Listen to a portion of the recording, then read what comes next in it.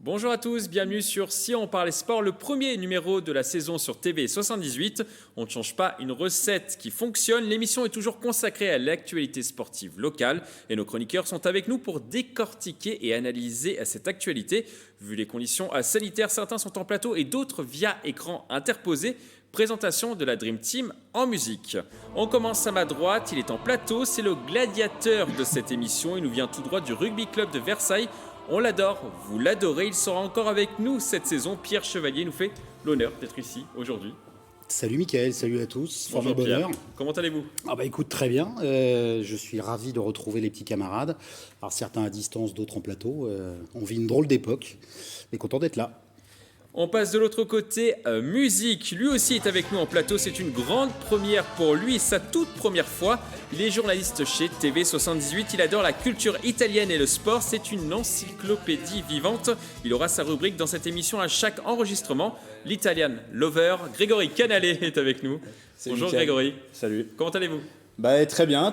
Heureux de rejoindre l'équipe, la team Si on parlait sport. Heureux de sortir du cadre un peu contraint et sérieux du journal. Alors je dis pas que votre émission, vous voyez quand même sur cette émission, elle n'est pas sérieuse, mais voilà, content de parler de sport, qui est l'une de mes passions. Voilà. Bon, on a hâte de voir en tout cas votre rubrique dans quelques instants. Alors nous serons donc 3 en plateau. Les autres sont avec nous via écran interposé à cause du contexte sanitaire, je le disais précédemment. Musique, c'est notre spécialiste cyclisme, mais il s'y connaît dans tous les sports. Il est licencié au club de Vélizy. Le capitaine Yann Dujarrier est avec nous une nouvelle fois. Bonjour Yann, Bonsoir, comment allez-vous ? Bonsoir Mickaël, très très bien. Ça va, vous êtes bien installé chez vous ? Parfait. Et, vraiment habillé comme à la maison, hein, en t-shirt simple, voilà. Bon, cette émission, de toute façon, c'est un petit peu comme à la maison. Hein. Voilà, exactement. Et l'avantage d'être à la maison, c'est qu'en plus, j'ai mes anti-sèches. Comme d'habitude, j'ai tout préparé et là, en plus, je peux les regarder. C'est parfait. Alors, lui aussi est connecté via écran interposé. Musique, c'est une légende de cette émission, un mythe. Il est aussi pertinent que drôle. Vous allez passer un excellent moment avec lui, j'en suis persuadé. Coach Jean Miss est avec nous sur cette émission. Bonjour coach. Bonjour à tous. Comment allez-vous ? Super forme. Et puis super content de vous revoir tous, là, même si c'est en vidéo comme ça, mais ça fait super plaisir de vous revoir. Et voilà, puis un bonjour et une bienvenue à notre italienne de service. Merci. L'Italian Lover Grégory Canale. Voilà. Grande réputation. J'ai une origine italienne, Grégory, donc impeccable. Alors nous allons maintenant passer au programme de l'émission. Aujourd'hui nous allons parler du tournoi de tennis de plaisir qui s'est achevé ce dimanche 20 septembre. Coup de projecteur également avec la Coupe de France de football. Ça sera la rubrique de Grégory. Nous l'avons baptisé l'envolée de Grégory. Mais avant de développer ces thèmes, on va parler cyclisme.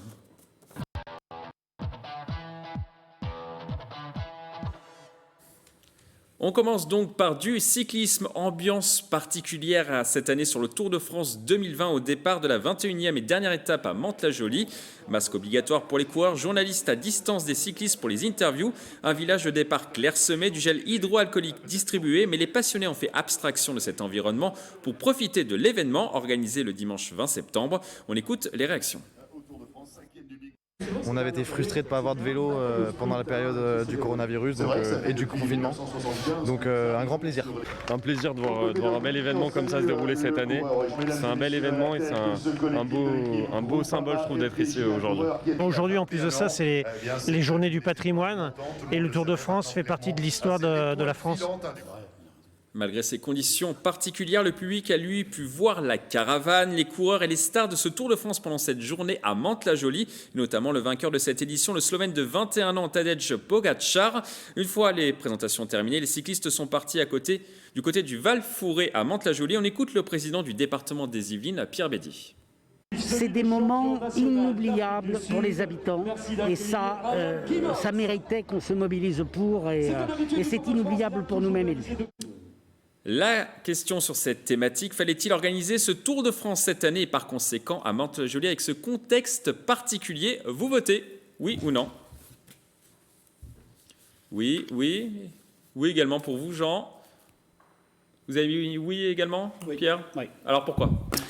Alors moi je suis pas forcément le plus grand fan de cyclisme comme chacun sait, et je ne maîtrise pas le sujet comme Yann, mais sur le côté purement populaire de l'événement, comme le disait le spectateur interviewé, sur le côté patrimoine et côté mythique du Tour de France, je trouve que c'était un très bon remède contre la sinistrose ambiante.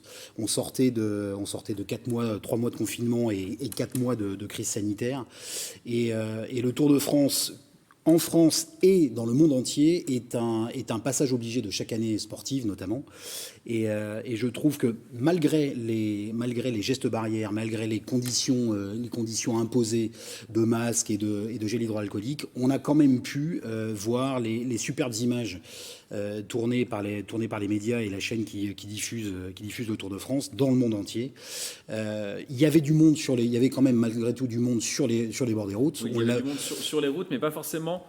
Pas en ville étape, voilà, pas en ville étape, pas en départ. Alors c'est sûr qu'en termes d'animation, il y a moins de fêtes, il y a moins de fêtes et il y a moins de convivialité. Mais on l'a vu notamment dimanche dernier sur les routes des Yvelines jusqu'aux Champs-Élysées. Il y avait quand même pas mal de monde dans le respect justement des gestes barrières. Et encore une fois, c'est un remède et un antidote contre la sinistrose. Et c'était quand même bien de le voir rouler, même en septembre et même pas forcément en juillet, mais c'est un impératif sur une saison sportive. Yann Dujarrier, vous qui êtes notre spécialiste cyclisme, est-ce qu'il fallait forcément, enfin vous avez répondu oui, il fallait absolument l'organiser malgré le contexte sanitaire du moment? Mais bien sûr, à partir du moment où on arrive à mettre des protocoles qui permettent de pouvoir faire vivre des manifestations sportives, quelles qu'elles soient, hein, parce que moi je vais aussi, voilà, c'est génial que Roland Garros puisse commencer la semaine prochaine. Ça fait partie des grands monuments sportifs d'une année qui rythment nos années, enfin qui rythment l'année normale. Je veux dire, Roland Garros au printemps, on sait que voilà, quand Roland Garros arrive, il faut aller voir le médecin pour prendre son traitement anti-pollen. Quand le Tour de France arrive, on sait que bientôt on va partir en vacances. Voilà, il y a des choses comme ça qui, pour les sportifs, nous permettent de réguler notre saison et notre année. Cette année, il y en a quelques-uns qui ont été amputés. C'est vrai que moi, j'ai passé un mois d'août très, très morose parce que là, voilà, il y a un truc qui devait se passer cet été qui était les Jeux olympiques. Et c'est vrai que là, il y avait un gros manque. Donc voilà, là, ça y est, la rentrée est arrivée. Le sport reprend ses droits. Malheureusement, encore au niveau amateur, il y a beaucoup de choses qui sont annulées et qui ne permettent pas de pouvoir pratiquer en compétition, alors que on a le droit de faire des entraînements. Voilà, moi je voulais que mes enfants puissent participer comme tous les ans à la compétition de la ronde pédestre de Vélizy. Et malheureusement, c'est annulé, alors que voilà, c'est une compétition qui rassemble moins de 5000 personnes. Faut pas, voilà, faut être sérieux. Donc pourquoi est-ce qu'on peut mettre 5000 personnes dans un stade de foot pour pouvoir suivre un match de foot, et pourquoi est-ce qu'on n'a pas le droit de pouvoir rassembler quelques sportifs qui veulent se confronter et pouvoir revivre normalement. Oui, Jean, je vais arrêter là-dessus. Jean, c'est à vous. Alors, les spectateurs étaient quand même très loin quand même des coureurs quand même sur ce Tour de France. Est-ce que ça n'a pas enlevé un petit peu de magie peut-être sur ce Tour de France? Oui, mais bon. Parce qu'ils ont été dans une bulle pendant toute la compétition. La crise sanitaire oblige, mais quand même, on a pu voir quand même à travers ce Tour de France l'engouement permanent du public sur la route du Tour, quoi. Il y a eu toujours énormément de monde, toujours énormément d'engouement. C'est vraiment la course populaire et la plus belle course cyclisme du monde. Donc c'était obligé pour moi qu'elle ait lieu, quoi. Et là, tout a été dit. Le reste, pour revenir sur ce qu'a dit Pierre et Yann.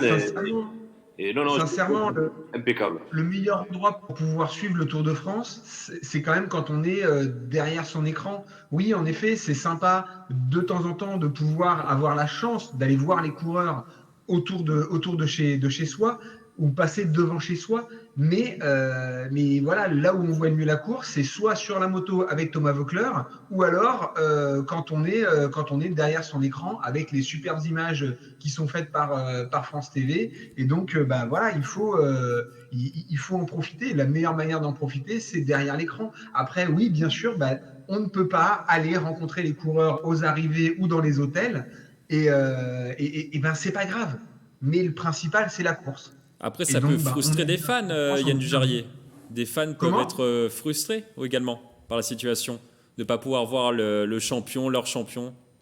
Ouais, enfin, on est aussi frustré de ne pas pouvoir aller au cinéma normalement, on est aussi frustré de ne pas pouvoir aller au restaurant de manière normale. Donc aujourd'hui, on vit une situation sanitaire qui n'est pas normale. Je veux dire, tout à l'heure, je suis allé à la Poste et je suis obligé de mettre un masque quand je vais à la Poste. C'est pas normal. Là, pareil, le Tour de France, on peut voir la course, et il y a des choses où on ne peut pas tout vivre de la même manière que d'habitude.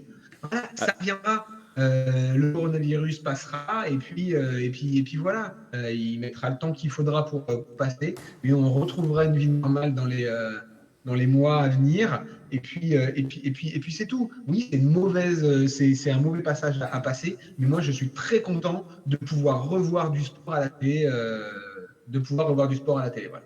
Très rapidement, Grégory, vous aussi, vous êtes content de revoir du sport? Tout à fait, je rejoins ce qui a été dit. Il y a eu une sinistrose ambiante, c'est vrai, avec l'annulation de grands événements. Il y a le Tour de France, Roland-Garros qui ont été décalés, l'Euro de football, les JO. Donc c'est vrai qu'en tant que passionné de sport, on avait envie de revoir vite des compétitions. Oui, le public, c'est l'essence même aussi du sport professionnel, dans les tribunes, aussi bien sur les routes du Tour. Mais voilà, le Tour de France, ça a été dit, c'est un événement vraiment phare de l'année. C'est le 3e événement sportif le plus regardé au monde. Je crois que c'est derrière les Jeux Olympiques et la Coupe du Monde de football. Et puis, s'il n'y avait pas eu de Tour de France cette année, on n'aurait peut-être pas vu aussi un petit peu ce coup historique. Ces 2 Slovènes un peu sortis de nulle part. Pogačar, vous l'avez rappelé, je vais y arriver. Je vais vous voyer dans cette émission, ça va être compliqué. Mais Pogačar, ouais, le Slovène, le jeune Slovène qui est le plus jeune vainqueur depuis presque un siècle, plus d'un siècle même, dans ce Tour de France. Donc, un tour historique, quoi qu'il arrive. C'est un tour historique pour moi. Pierre Chevalier. Ça a été, je pense, un tour de force pour ASO et les différents organisateurs. On l'a vu d'ailleurs pendant l'organisation de la course, mais c'est pas surtout sur la course, également dans la caravane. Exactement, partout, c'est surtout à eux qu'il faut tirer le coup de chapeau d'avoir réussi à monter ça. On entendait d'ailleurs Christian Prudhomme qui lui a été testé positif, qui s'est retiré, qui est revenu. On l'a vu notamment à Mantes-la-Jolie. Et de dire de ne pas retirer ce qui crée du lien. J'ai retenu cette phrase-là dans ce qu'il a dit, puisqu'il y a eu cette polémique aussi qui a surgi à Lyon, lors du passage à Lyon. Justement, voilà, cette petite polémique, on va en parler justement. Grégory, est-ce que vous pouvez nous en dire un petit peu plus sur cette polémique? Ah oui, alors c'est une polémique autour Elle vient de Lyon. Elle vient de Lyon, autour des propos du maire de Lyon, Grégory Doucet, un nouveau maire de Lyon élu en mars dernier, Europe Écologie Les Verts. Il a jugé le Tour machiste et polluant dans un entretien accordé au journal Le Progrès et a carrément menacé de ne plus faire candidater sa ville pour les prochains Tours de France. On rappelle que la 14e étape était arrivée à Lyon, c'était le 12 septembre. Alors sur le côté machiste, Grégory Doucet a dit qu'il y aurait dû avoir plutôt un Tour féminin, Tour de France féminin. C'est un tour qui existait auparavant, qui a été supprimé. Mais David Lapartien, le président de l'UCI, l'Union cycliste internationale, a dit que normalement il devrait y avoir un tour féminin français à partir de 2022. Donc ça devrait revenir. C'est des propos qui ont fait forcément réagir, qui ont suscité un tollé aussi bien au niveau politique et sportifs, et viennent s'ajouter d'autres propos, ceux aussi du maire adjoint Europe Écologie Les Verts de Paris, qui a dit lui carrément que le Tour de France c'était une compétition avec des chômeurs qui regardaient depuis leur canapé, des gens dopés. Voilà, donc c'est vrai qu'il y a eu pas mal de polémiques autour de cette compétition. On écoute justement la réaction de Pierre Bédier, le président du département des Yvelines. Je trouve ça insupportable. Il ne faut pas opposer les Français aux Français. Il faut arrêter avec ce climat de guerre civile. Le Tour, c'est la France qu'on ne voit pas. C'est la France silencieuse. C'est la France absente des plateaux de télévision. C'est ce qu'on appelait autrefois la France profonde. Et c'est aujourd'hui la France silencieuse, mais de moins en moins silencieuse, parce que ce mépris permanent de certains est insupportable. Chacun fait ce qu'il veut. Que dans les métropoles, certains maires considèrent qu'il faut mettre en avant telle ou telle politique, c'est leur droit, mais qu'ils n'empêchent pas pour autant qu'ils ne critiquent pas ceux qui aiment autre chose. Le Tour, c'est un symbole de la France. Jean, est-ce que vous êtes d'accord avec Pierre Bédier? Le Tour, c'est le symbole de la France? Oui, tout est dit, oui, tout à fait. Grégory l'a dit tout à l'heure, c'est la 3e compétition la plus regardée dans le monde et c'est vraiment une des grandes compétitions nationales populaires, si ce n'est la plus populaire. Et donc à ce titre-là, bon, on est là pour parler sport, pas pour faire de la politique, mais à ce titre-là, quelle que soit la personne qui vient critiquer ce genre d'événement avec des conneries, là, comme il a été dit, je trouve ça absolument ridicule, parce que derrière, ça draine pas mal de bonheur et d'engouement, encore une fois, de pas mal de gens en France. Yann Dujarier. Je voulais juste ajouter, parce qu'en fait, cette polémique, elle est même venue en amont du Tour de France, due au déplacement du départ 2021, qui devait avoir lieu au même endroit où aura lieu le championnat d'Europe de football, et donc il devait recevoir deux événements, la ville devait recevoir deux gros événements au même moment, et donc c'était pas possible. Donc le maire a demandé un décalage en 2022 pour le départ du Tour de France, et donc du coup on a demandé à la Bretagne d'accueillir le départ du Tour de France 2021. Et il y a un écologiste de Rennes qui avait déjà émis ces mêmes critiques par rapport au Tour de France, en disant que c'était pas écolo. En effet, c'est vrai qu'il y a une caravane, il y a des choses qui se déplacent autour des cyclistes, mais il faut pas non plus oublier que le cyclisme, il y a une centaine de véhicules dans la caravane cette année. Il y avait une centaine de véhicules. Oui, bien sûr, mais c'est vrai qu'il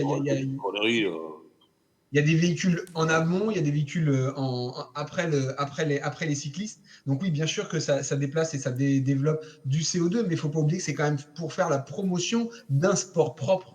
Voilà, c'est quand même un sport qui est un outil que beaucoup de gens utilisent au quotidien pour pouvoir se déplacer et pour pouvoir aller au travail, etc. Donc c'est aussi la promotion du vélo, et c'est pas seulement une épreuve sportive. Donc voilà, il y a aussi un moment où il faut arrêter d'avoir des œillères et ouvrir un petit peu ses chakras. C'est ce que je pense. Les deux druides là, les deux mères là, les deux druides, ils n'ont pas de véhicule, ils ont rien, ils n'ont pas de véhicule, ils ne font pas de vélo. À voiture électrique et il faut de la course à pied, quoi. Qu'est-ce qu'il y a de nouveau? On l'a compris, Jean, ça vous met très en colère cette histoire. Non, Pierre Chevalier. Comme le rappelait Jean, cette émission, c'est Si on parlait sport. Si on fait une toute petite parenthèse politique, puisque en gros on est les deux pieds dedans, je pense que ça procède beaucoup plus de l'effet d'annonce de maires nouvellement élus et de son adjoint, au même titre que la suppression du sapin de Noël sur la mairie de Bordeaux. Voilà. C'est assez malvenu, ça fait parler, ça fait le buzz, dans un contexte déjà très particulier où on parlait de sinistrose et on parle justement de morale un peu en berne. On maintient coûte que coûte un événement avec les mesures adaptées. N'allons pas justement mettre tout ça par terre avec simplement des petits procès clientélistes qui ramènent simplement la lumière à soi sur des faux procès, parce que le Tour de France, ça reste ce monument-là. Et la meilleure réponse est celle de Christian Prudhomme, qui dit surtout ne cassons pas ce qui fait le lien entre les Français, quel que soit leur avis, quel que soit leur bord politique et quel que soit leur goût pour le cyclisme ou pour d'autres sports. Là, en l'occurrence, c'était la meilleure réponse. Ce sera le mot de la fin sur cette thématique, Pierre Chevalier. On continue cette page coup de projecteur par le tournoi de tennis de plaisir. La finale du tournoi futur de tennis a tenu toutes ses promesses après un premier acte serré. C'est le néerlandais Igor Sijsling, 310e mondial, qui remporte le set 7-6 face au français Johan Tatlo, 512e mondial. Le deuxième set est remporté par le tricolore 6-3, mais c'est finalement le joueur d'Amsterdam qui remporte le tournoi 7-6 dans le dernier set en 2h45 de jeu. On écoute la réaction du vainqueur. Je suis très heureux. Ce fut un match difficile. C'est un joueur très jeune qui joue très bien. On était vraiment proches sur cette rencontre. Chaque point était serré. Seulement quelques points ont décidé de ce match. Je suis très heureux à propos de ça. Une réaction, Pierre Chevalier, peut-être sur ce tournoi de plaisir? Encore du sport que l'on voit, alors, grâce à vos services qu'on voit à l'antenne. Il ne faut pas oublier que le calendrier de tous les sportifs, tous sports confondus, a été complètement chamboulé cette saison-là, y compris pour les spectateurs que nous sommes et les amateurs de sport que nous sommes. Donc là, je pense un tournoi qui porte très bien son nom, parce que c'est sur l'aspect futur. Quelques semaines avant finalement l'organisation de Roland Garros, qui, on l'a rappelé, heureusement se tient également en septembre. Là, en ce moment, les qualifications et puis le tournoi qui démarre la semaine prochaine. Donc, malgré tout, une bonne exposition également pour la ville de Plaisir et le département. Toujours un beau tournoi dont il est agréable de parler à nouveau sur ces antennes. Et justement, oui, allez, La vie quotidienne se poursuive. La vie quotidienne, ça passe par les activités de tous les jours, ça passe aussi par les événements sportifs. Oui, il y a un cadre contraint, un cadre sanitaire. Maintenant, il faut aussi apprendre à vivre avec le virus, avec des mesures effectivement sanitaires à faire respecter. Mais on est bien content que ça reprenne, en tout cas dans un cadre, on va dire, à peu près normal. Et ce tournoi, justement, Grégory, a failli ne pas se jouer. Oui, parce que, donc, on le rappelle, cet événement, c'est la troisième plus grosse compétition de tennis en Ile-de-France, derrière Roland-Garros et le tournoi de Bercy. Il a failli ne pas se disputer à cause du Covid-19. Les organisateurs ont décidé tout de même de maintenir ce tournoi avec des conditions sanitaires drastiques. Il y avait 32 joueurs dans le plateau final, contrôle de température corporelle à l'entrée du site, port du masque obligatoire à l'extérieur des cours, mise à disposition aussi de gel hydroalcoolique, et il y a eu aussi un aménagement de zones de rencontre. Voilà, pour, on va dire, cadenasser un peu tout ça. On écoute justement le président de la Ligue des Yvelines. Au niveau national, il y avait très peu de tournois justement professionnels, notamment ces premiers tournois futurs où les jeunes joueurs professionnels cherchaient à avoir des points. Il y en avait pratiquement. Et ce que j'ai dit tout à l'heure lors de la remise des prix, c'est que le président Charles Giordano a eu le courage vraiment d'organiser le tournoi. La question sur ce thème, l'organisation de ce tournoi a-t-elle fait du bien au sport yvelinois ? J'imagine que vous allez répondre oui. Non ? Pas forcément pour vous, Yann ? Yann Dujarrier, vous avez mis un petit peu de temps avant de dégoupiller. Après, c'est exactement, ça revient à tout ce qu'on disait juste avant, c'est que tout événement qui va pouvoir avoir lieu prochainement, tant mieux pour tous. Maintenant, oui, comme disait Grégory, il y a des conditions particulières. Il faut s'adapter. Il faut prendre. Faut faire avec ce qu'on nous demande de faire, et puis c'est tout. Et il faut faire le dos rond, ça va passer. Et puis voilà. Mais est-ce que ça fait du bien finalement au sport yvelinois, l'organisation de ce tournoi ? Ça montre qu'on peut continuer de faire du sport. Oui, voilà. C'est ce que je disais tout à l'heure. C'est dommage que une course, la ronde pédestre de Vélizy, qui moi, me tient à cœur puisque c'est la ville que je représente très très souvent. Et donc voilà, je trouve ça dommage que on puisse pas aller faire de la course à pied. Alors que voilà, ça fait des mois et des mois que tout le monde peut reprendre. Ça fait des mois que tout le monde peut reprendre l'entraînement, et même pendant le confinement, on a autorisé les gens à pouvoir courir 1 heure par jour. Et puis là, maintenant, on est déconfiné et on ne peut pas se confronter les uns aux autres. Donc, et après, oui, je peux comprendre que un marathon de Paris, 40 000 personnes qui viennent de tout, de partout dans le monde, oui, que ce type d'événement soit contraint à des restrictions et ne puisse pas avoir lieu. Mais des petites courses régionales, voire départementales, là, j'ai beaucoup plus de mal, quoi. Quand est-ce qu'on va pouvoir revivre normalement ? Voilà. C'est le fait d'avoir ce type d'événements qui peuvent avoir lieu donne l'impression que voilà, on pourrait vivre normalement. Ça joue à pas grand-chose, c'est des petites choses. Mais oui, on arrête. Mais par contre, voilà, le problème qu'il y a, c'est que dans tous les journaux au quotidien, on nous dit il y a des nouveaux clusters par-ci par-là, dans tel, on va encore faire un peu de politique, hein, mais voilà, on parle que de ça en ce moment, partout où on va. Mais voilà, vous avez encore eu un EHPAD où il y a eu des cas, vous avez encore un cluster à droite à gauche. Yann Dujarrier, il faut parler tennis. Il y a plus de personnes qui sont détectées positives. Yann Dujarrier, il faut parler tennis. Ouais, il faut parler tennis, mais donc voilà, pour moi, cet événement-là nous permet de penser que oui, on va retrouver une façon de vivre qui sera normale. Et tant mieux pour le tennis, tant mieux. En plus, je veux dire, le tennis, c'est pareil, c'est quand même un sport où les mecs, ils se croisent même pas. Ouais.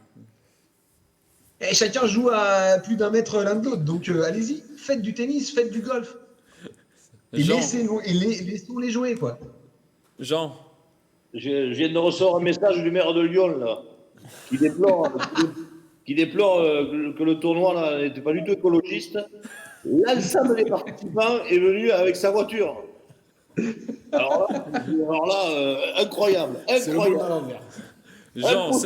Jean, sérieusement, est-ce que ça vous a fait du bien de voir un événement comme celui-là organisé dans les Yvelines? Bien sûr, on plaisante, mais bien sûr, c'est au moins. Je le rappelle, l'Open de France de golf, par exemple, a été annulé. Un événement qui regroupe énormément de monde chaque année.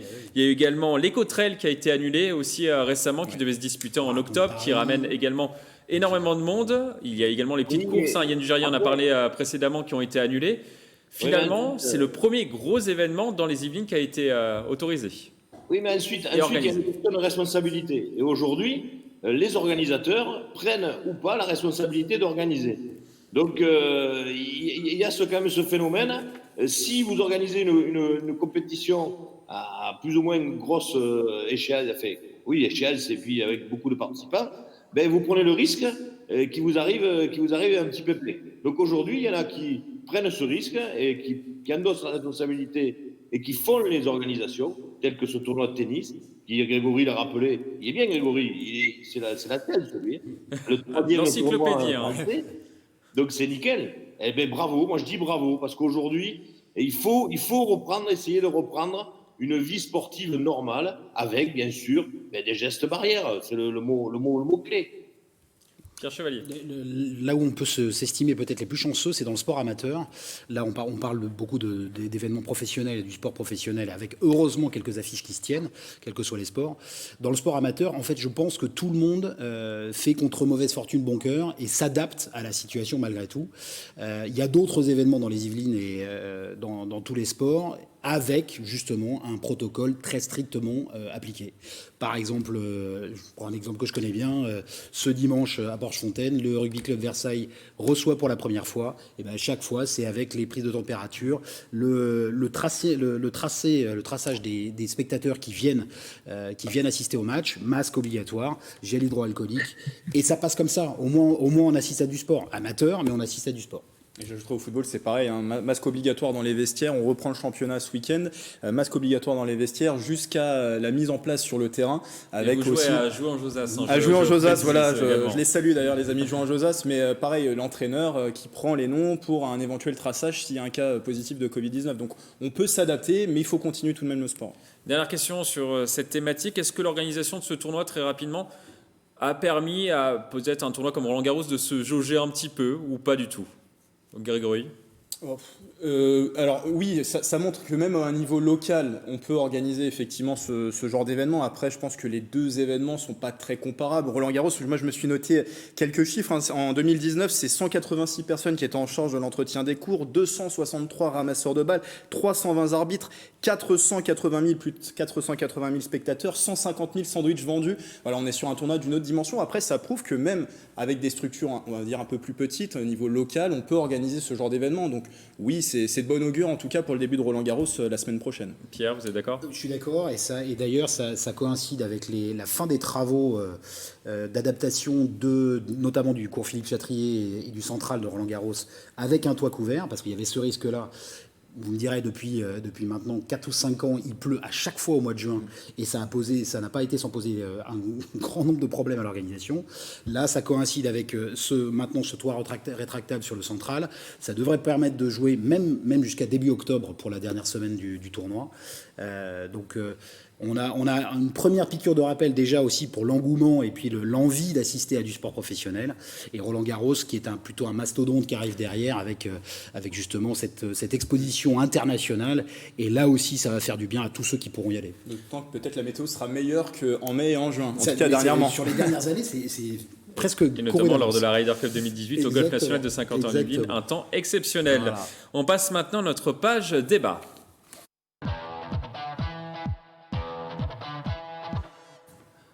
On continue par du football et votre rubrique, Grégory, nous l'avons baptisé l'envolée de Grégory. De quoi allez-vous nous parler dans cette envolée? Alors, j'ai envie de commencer par une question, un petit tour de table et aussi avec Yann et Jean qui sont avec nous en visio. Est-ce que si je vous dis Linas Montlhéry, ça vous évoque quelque chose? Je le vois avec Linas Marcoussis et petite équipe qui va loin ou qui ira loin. Tout à fait. Jean et Yann, ça vous dit quelque chose? Oui, sur la Coupe de France. Alors c'était l'année dernière, effectivement, c'est le nom de cette valeureuse équipe essonnienne qui s'est hissée jusqu'au 32e de finale de la Coupe de France la saison passée. En face, il y avait le Paris Saint-Germain et ses stars. Alors pas toutes les stars, mais il y avait tout de même sur le terrain Cavani, Draxler, Kurzawa ou encore Sarabia. 5 divisions d'écart entre les deux clubs, un score fleuve, 6-0 pour les Parisiens, mais la victoire était ailleurs. Une ambiance de fou dans les tribunes, 15 000 supporters avec notamment les ultras du Paris Saint-Germain, une énorme médiatisation autour de l'équipe francilienne et des souvenirs plein la tête pour ces joueurs amateurs qui pourront raconter sur plusieurs générations. Alors oui, cette saison, au vu du contexte, on ne reverra pas autant de supporters dans les tribunes, mais j'ai envie de vibrer cette saison pour une équipe yvelinoise, qu'elle fasse un parcours, un petit poussé yvelinois, un parcours comparable face à de grandes équipes en Coupe de France. Alors, quel club pourrait réaliser pareil parcours, à votre avis ? On pense forcément à Versailles. D'ailleurs, la saison passée, les joueurs de la Cité Royale sont arrivés. Football, hein. Versailles Football et pas Versailles Rugby. Le sport versaillais en tête, c'est bien. Mais je vais parler un petit peu de rugby. Vous allez voir, Pierre, puisque voilà, Versailles, l'année dernière, ils se sont aussi hissés jusqu'au 32e de finale de la Coupe de France. L'affiche était certes intéressante, mais un peu moins clinquante. C'était Granville en face, les Normands, pensionnaires de National 2, soit 2 divisions d'écart. Alors, c'est surtout sur le scénario du match qu'on peut être déçu. Versailles avait ouvert le score avant de s'incliner 2-1. Et surtout, Granville avait affronté au tour suivant une équipe que vous connaissez bien, Mickaël, c'est l'Olympique de Marseille. Donc on est peut-être passé à côté d'une grande affiche. Malheureusement. Il y avait Lens sur les tours d'avant. Tout à fait. Alors Lens, c'était l'année d'avant. Versailles avait effectivement affronté le RC Lens fin 2018 au 8e tour de la compétition. Le légendaire RC Lens, son COP aussi, ce chant des corons que l'on connaît. Pour l'occasion, d'ailleurs, les ultras du rugby club de Versailles s'étaient joints aux fans de foot. Comme quoi, le rugby et le football ne sont pas si loin, Pierre. Mais bien sûr, quand c'est dans la même ville, bien sûr. C'est la même ville. Il y avait eu beaucoup de supporters dans les tribunes, une ambiance aussi de dingue. Le FCV avait fait jeu égal avec les Lensois avant de s'incliner 4-2. Alors, il y a aussi Poissy avec Laurent Fournier sur le banc.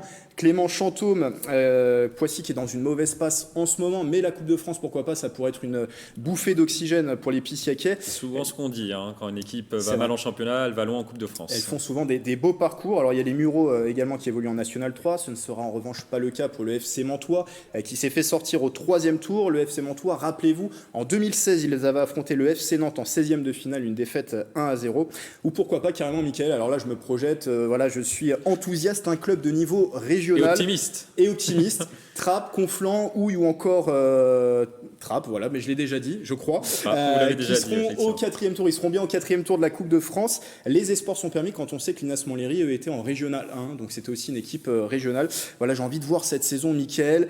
Un petit poussé yvelinois arrivé loin dans cette Coupe de France. C'est une compétition où les rêves sont permis. On a vu par exemple l'équipe de Quevilly ou encore Calais en 2000 qui étaient arrivés, les amateurs, au Stade de France en finale de cette Coupe de France. Et en ces temps difficiles, on a besoin d'une belle histoire au club yvelinois désormais de nous la raconter. Est-ce que c'est possible ? C'est la question sur cette thématique. Est-ce que l'envolée de Grégory est possible cette saison ? Oui ou non ? Votez. Non. On fait un petit duel entre vous, Pierre et Yann. Yann, vous commencez ? J'ai pas dit non. Non, c'est ça. D'accord. Moi, j'ai dit ça. Joker. Alors, de toute façon, bien sûr, moi, ça fait des années en plus que j'en parle à chaque fois qu'on est sur le plateau, et je me souviens très très bien de Versailles qui avait perdu contre Granville, et Granville rencontrait l'OM juste derrière. Et voilà, je l'avais dit, ils sont passés juste à côté quelque chose. Oui, c'est super. sûr. Et en effet, on rêve tous, et on leur souhaite en plus, de pouvoir vivre ces événements. Moi, j'avais fait le parallèle avec des compétitions que j'ai pu faire où il y avait 2500 personnes dans le vélodrome de Saint-Quentin, et on sait que 2500 personnes dans le vélodrome de Saint-Quentin, c'est beaucoup, hein, puisqu'il est rarement plein. On le dit souvent aussi. Mais voilà, c'est vrai que pour du vélo, c'est vrai qu'il est rarement plein pour le vélo. Mais par contre, voilà, c'est vrai que c'est des événements qu'il faut aller chercher. Parce qu'en effet, c'est pas quand on est au 5e tour que.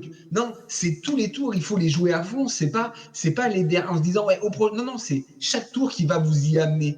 Et en effet, il faut se battre et il faut les préparer de la meilleure manière possible.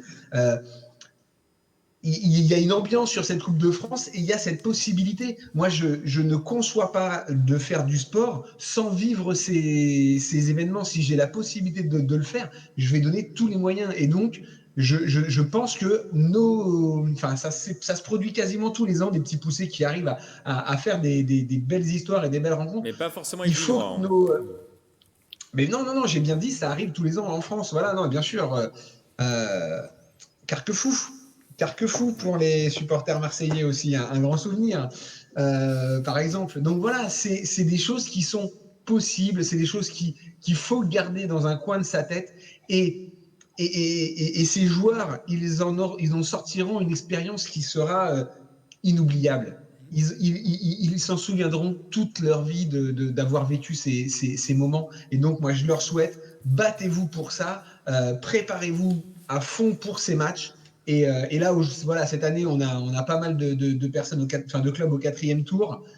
On sait que c'est les tours qui commencent à être durs. Et je me souviens que l'année dernière, c'était 6e ou 7e tour. On n'avait plus qu'un ou deux représentants.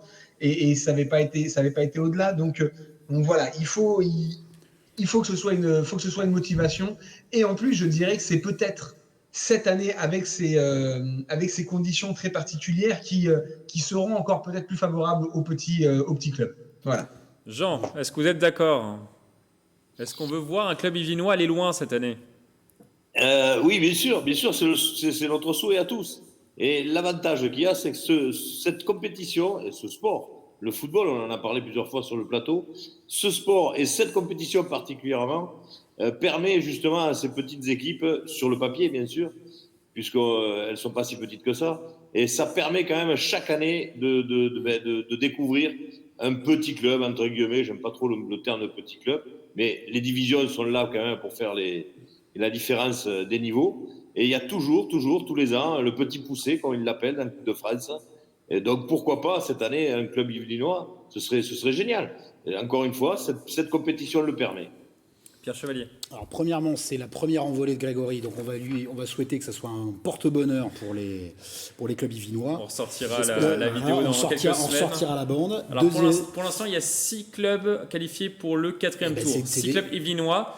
Plus 2 autres qui vont rentrer, ça sera Poissy-Versailles. Je leur avais porté la poisse à Versailles. Je les avais suivis 2 fois sur les matchs, à chaque fois ils avaient perdu. Mais là on est en plateau. On ne verra pas Grégory cette année sur ces rencontres. Voilà, vous ne bougez pas. La deuxième, c'est que, comme Grégory, j'ai envie de rêver sur cette magie de la Coupe. Jean l'a rappelé, Yann aussi, c'est une compétition unique. Au rugby, on avait la chance, il y a quelques années, des temps que Jean et moi avons connus, mais que les moins de 20 ans n'ont, d'avoir le Challenge Yves du Manoir, qui était aussi une opposition de clubs de plus petite division, on va pas dire petit club, et de clubs de professionnels notamment aussi. Donc ça, juste ce brassage fantastique du sport amateur et du sport professionnel mérite des mises en avant permanentes. À chaque fois, il nous fait le coup du petit poussé. Les clubs yvelinois, ils sont assez nombreux, ils sont de mieux en mieux depuis des années. Et notamment Versailles. Et notamment Versailles. Grégory l'a rappelé sur le palmarès de la Coupe du Monde, de la Coupe de France, pardon, Coupe du Monde. Qui est leur Coupe du Monde. Et qui est leur Coupe du Monde à eux, qui est leur saison. Ça fait vraiment, ça fait deux lièvres à courir à la fois. Et certains qui vont moins bien en championnat vont bien en Coupe.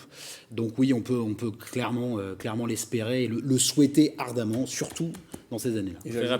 Très rapidement, la Coupe de France, ça peut servir aussi pour le championnat. Versailles est monté. Alors oui, le championnat a été arrêté avant, mais Versailles a fait un beau parcours l'année dernière, 32e de finale. Certes, c'était pas contre le Paris Saint-Germain, mais ils sont montés derrière en National 3. Et l'Inas Montlhéry qui National 2. En National 2. Ils étaient en National 3, ils sont montés en National 2.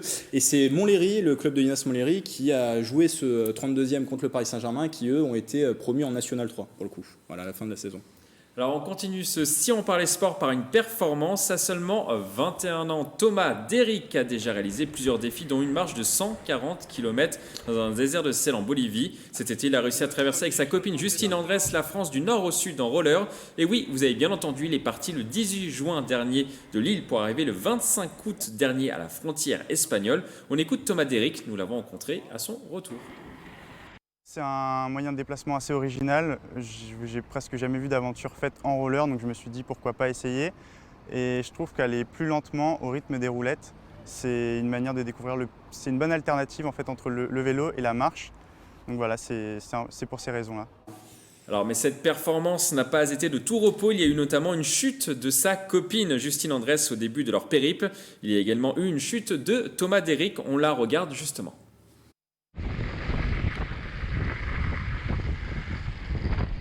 J'ai plus de frein.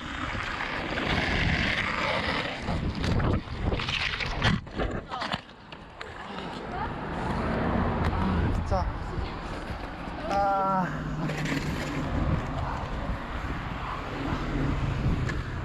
Mon frein il s'est arraché. Ah putain. Ça va, ouais. Merci, Mon frein il s'est envolé en fait. Ça va? Ouais, non, ça va, ça va. Grégory, une réaction? Déjà que quand je plonge sur un terrain on synthétique, rigole, mais ce n'est pas drôle, ça hein. fait mal. La brûlure du terrain synthétique, là, j'imagine même pas sur le bitume. Ça doit être douloureux. Pierre? Le Derrick, qui porte bien son nom, je me souviens de toutes les séquences qu'on a faites sur son premier exploit de traversée d'un désert de sel. Je trouve que c'est un personnage extrêmement original qui se fixe des défis là tout aussi originaux, puisque a priori ça a l'air d'être le seul à s'être attaqué à ce genre de record à roller. Je pense qu'il nous faut ce type de défi, parfois un peu farfelu, parfois un petit peu fou, ne serait-ce que pour en parler, pour parler de sport. Il a réussi à le faire post-confinement, donc ça c'est déjà une très bonne chose. Reste à voir aussi, à discuter peut-être avec lui quelles sont ses motivations au départ. Mais je trouve ça assez frais de pouvoir faire ça. Oui, vous l'avez tous se faire plaisir et tenter quelque chose d'insolite. Et Voilà, bravo à lui. simplement. Bravo à lui. Alors Thomas Derrick nous présente justement les dangers d'une telle traversée en roller. C'est dangereux, oui, dans les descentes. En fait, en roller, on prend plus de place qu'en vélo sur une route parce qu'on fait un balayage avec les pieds. Et ça fait que les voitures vont plus facilement nous frôler. Elles vont aussi moins faire attention à nous parce qu'elles ne nous considèrent pas comme un véhicule, contrairement à un vélo. Et du coup, on est plus en danger vis-à-vis des véhicules, aussi du dénivelé. Et c'est plus physique, donc on peut être plus facilement fatigué et chuter. La question sur ce thème, cet exploit est-il plus fort que sa traversée du désert de sel en Bolivie? Oui ou non? Vous votez. Est-ce que c'est plus fort ou pas? Non. Oui. Ah, on fait un petit duel entre allez, Jean et Grégory. Alors Jean, c'est à vous, vous commencez. C'était quoi la question? Cet exploit est-il plus fort que sa traversée du désert de sel en Bolivie l'année dernière? Non, je déconne, j'ai compris. Je suis pas d'accord. Non, c'est pas plus fort. C'est pas plus fort pour moi parce que bon là c'est vrai, on est sur une performance physique qui est quand même assez impressionnante, c'est vrai. Mais je dis ça parce que pour moi la traversée du désert c'était plus dangereux. Il y avait beaucoup plus de danger, notamment qu'il était tout seul sans assistance, si ma mémoire est bonne. Oui, sans GPS, etc. Et donc il y avait quand même beaucoup plus de risques et de dangers que se traverser en roller. Donc c'est pour ça que j'ai mis, pour moi c'est moins... Ce n'est pas ce qu'il dit par contre dans sa vidéo. Mais c'est normal qu'il dise ça, puisque lui, c'est son dernier truc qu'il a fait, et puis il a dû en parler à Grégory, et rien que pour que Grégory ait raison, il a dit, bon, je vais éviter ça, comme ça, il pourra gagner le combat. Mais du coup, Grégory, quiproquo, moi je suis plutôt d'accord. Ah, vous êtes d'accord avec Jean? Jean? D'accord. Voilà. Pierre, excusez-moi. Pierre, c'est vous qui n'étiez pas d'accord. Je dis, même si je suis assez d'accord avec le dernier argument de Jean, mais je trouve qu'en termes d'exposition et notamment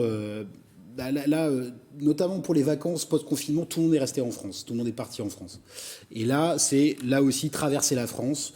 Donc je pense que sur l'exposition et peut-être aussi sur la pratique du roller qui est peut-être un petit peu plus répandue en France, c'est là plus fort en termes d'exposition médiatique. En termes de danger, il y a d'un côté, dans un désert, la désorientation, désert de sel aussi notamment, la désorientation, les températures. Oui, c'était avec une boussole, il n'avait pas de GPS, je le précise. Ça c'est assez balèze. Et ça avait duré 6 jours. Voilà. C'est assez balèze. Pour le coup, après, c'est un effort plus long. Il était tout seul, bien sûr. C'est un effort plus long en roller.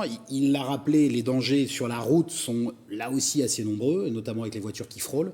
Donc s'il faut comparer, je dis que c'est un petit peu plus fort dans la durée, dans l'effort et dans l'exposition médiatique. Après, j'ajouterais vraiment sur le point de vue physique, moi je suis vraiment d'accord avec Jean sur le côté qui est beaucoup plus compliqué de traverser le désert de sel que traverser la France en roller. Après, si on prend sur le point de vue social, juste après une crise sanitaire, on y est toujours, mais d'aller faire ce Tour de France, je crois qu'il dormait chez l'habitant à chaque fois. Il dormait chez les habitants. En soi, c'était un vrai défi à se lancer, et pour ça, moi, je trouve qu'il a plutôt à la manière d'un Pékin Express, un petit peu. Voilà. Je pense que c'était aussi plutôt difficile, mais il avait peut-être besoin aussi d'aller à la rencontre de ces gens, et personne n'a pu l'accueillir. Ça, je trouve que c'est un défi réussi de ce point de vue-là. Il a passé la nuit chez le maire de Lyon, notamment. C'est écologique. Alors, comme vous le savez, moi j'ai pratiqué le roller de vitesse pendant quelques saisons. J'ai été champion de France. Tout simplement. Comment ? C'est beau ça. Mais pas d'Europe par contre. Non, je n'ai été que champion de France, excusez-moi. Je vous rappelle, Mickaël, je suis champion du monde de cyclisme aussi maintenant. Je ne suis plus que champion d'Europe. Voilà. Mais donc, non, c'est pas ça le but. C'est que, ce type d'effort en roller, moi, traverser la France en presque 2 mois, c'est ça ? C'est ça, 2 mois. Il est parti exactement. Ouais. Alors, il est parti le 18 juin dernier, il est arrivé le 25 août. Ouais, donc un peu plus de 2 mois. Alors je pense qu'il a dû faire comme ça pour traverser la France, parce que du nord au sud. Il est parti de Lille, et il est arrivé à la frontière espagnole. Du nord au sud. Oui, mais il a pas dû le faire comme ça. Il a dû le faire parce que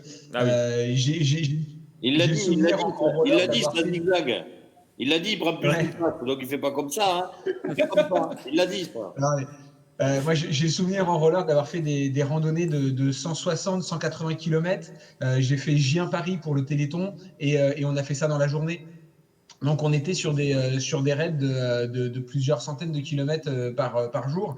Et donc, Lille et la frontière espagnole, c'est quelque chose qui peut se faire en une dizaine de jours grand maximum.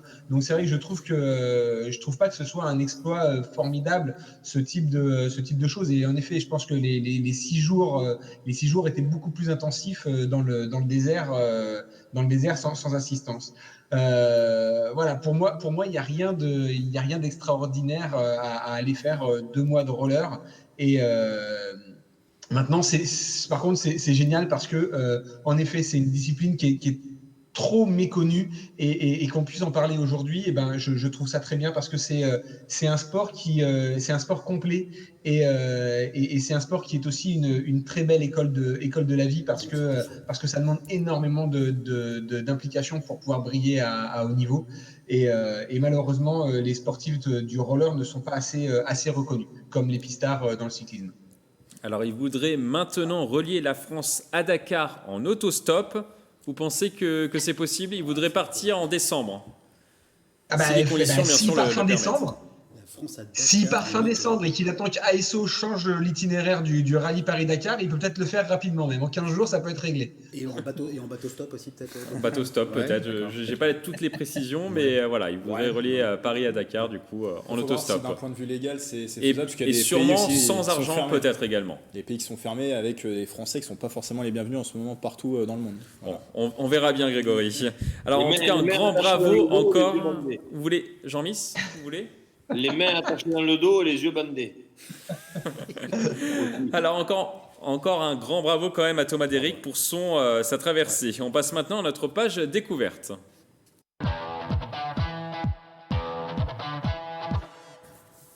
On passe à notre thématique sur la découverte. On va parler de body karaté. Qu'est-ce que c'est, Grégory ? Alors, le body karaté, c'est un mélange entre le karaté et la danse. C'est le sport préféré de Jean-Miss. C'est ça. La pratique est née en France au début des années 2000. Alors là, on voit des images au club de Rambouillet, qui est l'un des seuls dans les Yvelines à pratiquer cette discipline. Il a été créé pour un public voulant pratiquer un sport de combat sans contact violent. C'est un art sans contact, je l'ai dit. À Rambouillet, vous avez l'opportunité en plus de le pratiquer avec une championne, puisqu'elle a été multi-championne de France de karaté, c'est Véronique Ménil-Devido.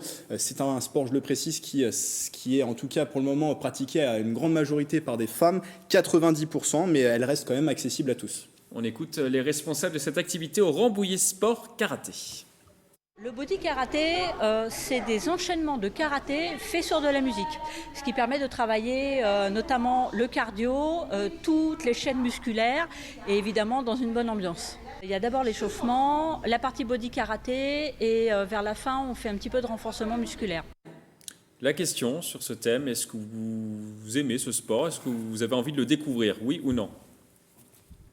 Non, pour vous, Yann et Jean, qui est très indécis. Il ne sait pas. Bon, on va faire un petit duel entre Grégory et Pierre, les deux en plateau. Pierre, vous commencez? Moi, j'ai toujours un peu de mal avec ces sports qui essayent de se mixer entre eux. Mais donc, pas les sports hybrides. J'ai du mal avec les sports hybrides. Je dis pas que je vais jusqu'à ne pas aimer, mais j'ai du mal à... Vous êtes souvent contre les nouveaux sports, hein. Vous êtes pour le rugby, ça c'est sûr. Contre ces sports hybrides. Notamment, il peut y avoir le foot golf, il peut y avoir le body combat, on en a vu d'autres avec les sirènes en apnée. Alors, l'esprit humain est extrêmement inventif et extrêmement créatif lorsqu'il s'agit de créer des nouvelles disciplines. On peut parler là pour le body karaté de sport parce qu'il y a une vraie dépense physique, c'est comme du body combat ou de la zumba.